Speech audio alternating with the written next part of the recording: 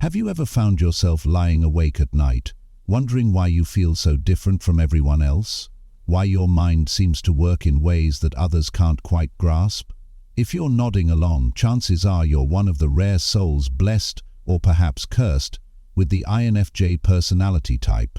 Today we're going to peel back the layers of what it truly means to be an INFJ, diving deep into the shadows that we rarely show to the world. This isn't just another surface-level exploration. We're going to venture into the depths of our complex minds and hearts, uncovering the truths that many of us have been afraid to acknowledge, even to ourselves. The Empaths Curse, when feeling everything becomes too much. Being an INFJ means living life with your emotional sensors perpetually turned up to maximum sensitivity. Imagine walking through life wearing invisible antennas that pick up every subtle emotion, every unspoken word, and every hidden pain of those around you. It's not just about being sensitive, it's about being unable to turn off this heightened awareness, even when it becomes overwhelming. You walk into a grocery store, and suddenly you're not just shopping, you're absorbing the cashier's hidden sadness, the couple's tension 2 aisles over, and the overwhelmed mother trying to manage her crying child. Each emotion hits you like a physical wave, and there's no off switch. This empathic ability goes beyond simple emotional recognition. As an INFJ, you don't just observe emotions, you experience them as if they were your own. When a friend shares their heartbreak, you don't just understand their pain, you feel it deep in your chest, as if your own heart were breaking. When a colleague is anxious about a presentation, their nervous energy courses through your veins as if you were the one about to speak. This deep emotional connection can make you an incredible friend and confidant, but it also means you're constantly processing not just your own emotional experiences, but everyone else's too. The weight of this constant emotional absorption often leads to what many INFJ experience as emotional flooding. It's like trying to drink from a fire hose of feelings. There's simply too much coming at you too fast. You might find yourself needing to retreat to empty spaces, your car, a quiet room, or nature, just to process and release the emotional residue you've accumulated. This isn't just about being introverted, it's about emotional survival. The perfectionist's paradise, or prison. The INFJ's pursuit of perfection is not just about wanting things to be good, it's about an almost obsessive drive to achieve an ideal that exists only in our minds. This perfectionism manifests in every aspect of our lives, from the way we arrange our living spaces to how we structure our sentences in casual conversations. We can spend hours crafting what others might consider a simple email, weighing each word as if it were part of a crucial diplomatic document that could make or break world peace. This perfectionist tendency extends far beyond the visible realm. We're constantly engaged in an internal process of self-improvement, analyzing our every action, word, and thought. Did we say the right thing in that meeting 3 weeks ago? Could we have handled that conversation with our partner more effectively? Should we have chosen a different career path altogether? These questions plague us not just in moments of quiet reflection, but in the midst of our daily activities, creating a constant background noise of self-evaluation and criticism. The most challenging aspect of this perfectionism is that it's not just about achieving external standards. It's about meeting our own impossibly high internal benchmarks. We often have a clear vision of how things should be, whether it's a project at work, a relationship, or our own personal development. The gap between this ideal vision and reality can be a source of constant frustration and disappointment. We can see the perfect outcome so clearly in our minds, but the messy reality of human existence rarely matches up to these crystalline visions. The door slam. When love turns to radio silence. The infamous INFJ door slam is perhaps one of the most misunderstood aspects of our personality type. From the outside, it might appear sudden and cruel, a complete cutting off of contact with someone who was once important to us. But what others don't see is the long, painful journey that leads to this point. It's like watching a movie in slow motion, where you can see the crash coming, but you're powerless to stop it. Before the door slam occurs, an INFJ typically goes through months or even years of trying to make things work. We invest enormous emotional energy into understanding the other person's perspective, making allowances, offering second chances, and trying to find solutions. We use our natural empathy and insight to see all sides of the situation, often at the expense of our own well-being. We try to communicate our needs, usually in increasingly desperate ways, hoping that this time, finally, we'll be understood. The door slam isn't an act of revenge or spite, it's an act of self-preservation.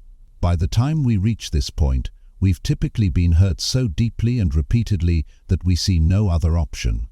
It's like our emotional immune system kicks in, recognizing that this relationship or connection has become toxic to our well-being. The door doesn't just close, it ceases to exist. We don't just stop talking to someone, we energetically and emotionally remove them from our world entirely. The paradox of being needed and needing space. The INFJ's relationship with social interaction is perhaps one of the most complex paradoxes of our personality type. We are drawn to helping others like moths to a flame, feeling a deep-seated need to make a difference in people's lives. This desire to help isn't just about being kind, it's woven into the very fabric of our being. We feel most alive when we're using our insights and empathy to help someone navigate their challenges or find their path in life. However, this same desire to help others often conflicts with our equally strong need for solitude and personal space. It's not just about being introverted, it's about requiring significant amounts of time alone to process our experiences, recharge our emotional batteries, and maintain our mental health. This need for solitude can be so intense that it feels physical, like a hunger that must be satisfied. The challenge lies in balancing these opposing needs.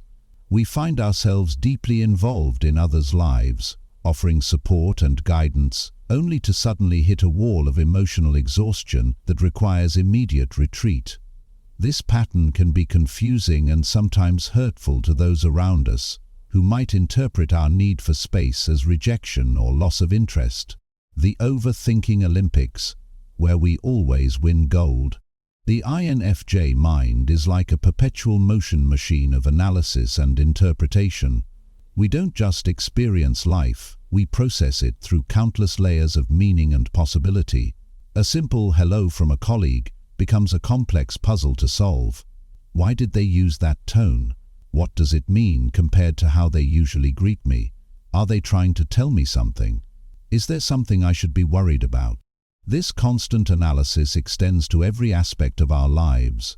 We don't just make decisions, we explore every possible outcome, considering not just the immediate consequences, but the potential ripple effects that could extend years into the future. Planning a simple dinner with friends can turn into a complex strategic operation, as we consider everyone's preferences, potential dietary restrictions, seating arrangements that will facilitate the best conversations, and backup plans for every possible scenario.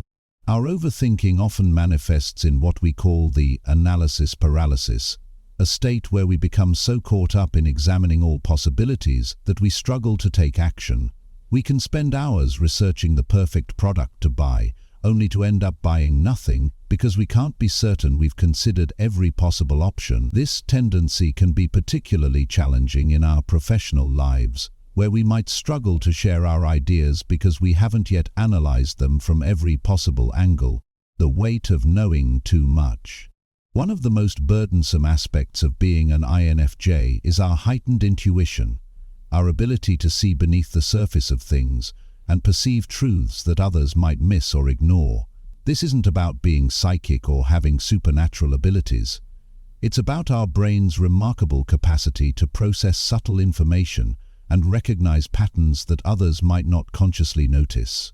Artillery is a rare opportunity to see into the reality of the environment around us, so that we can reflect on the subtle differences of this. This intuitive understanding often puts us in difficult positions.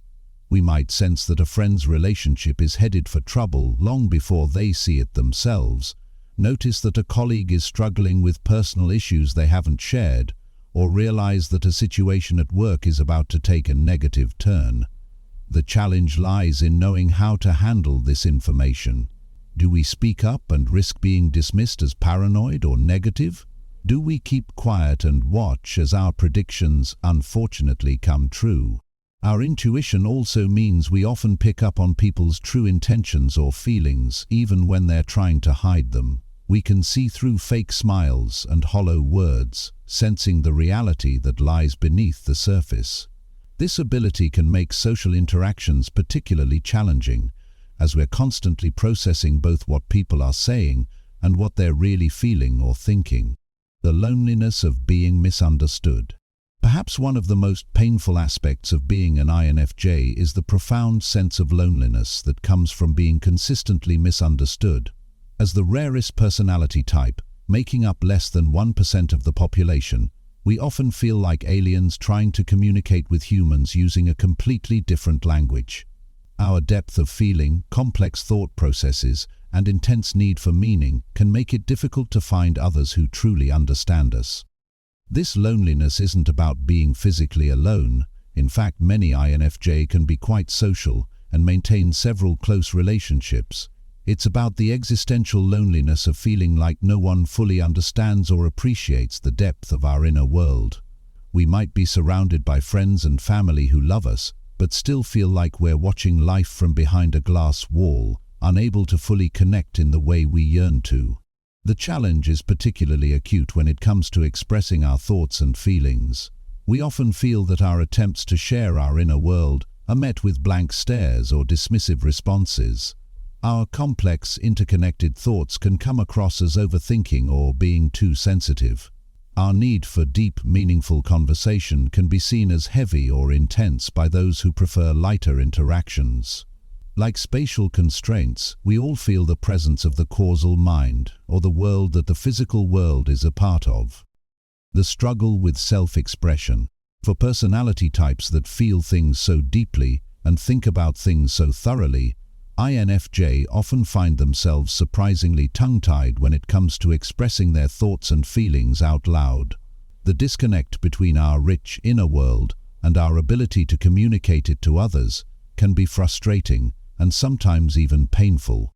In our minds, our thoughts flow like a beautiful symphony, with every note perfectly placed and every transition smooth and natural. But when we try to translate this internal harmony into words, it's like trying to describe colors to someone who has never seen them.